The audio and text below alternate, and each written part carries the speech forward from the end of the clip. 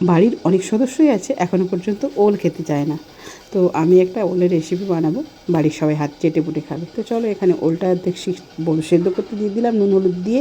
আর এখানে কড়াই একটা মশলা বানিয়ে দেবো, তেলের উপরে গোটা গোলমরিচ, গোটা জিরা, রসুন, পেঁয়াজ দিয়ে, আর কিছুটা বাড়িতে চিংড়ি মাছ ছিল, চিংড়ি মাছও দিয়ে দেবো। দিয়ে হালকা হালকা ভাজা হয়ে গেলে নুন হলুদ দিয়ে ভাজা ভাজা হয়ে গেলে ঠান্ডা করতে দিয়ে দেবো। আর এদিকে আমার দেখো ওলটা অলরেডি 90% সেদ্ধ হয়ে গেছে।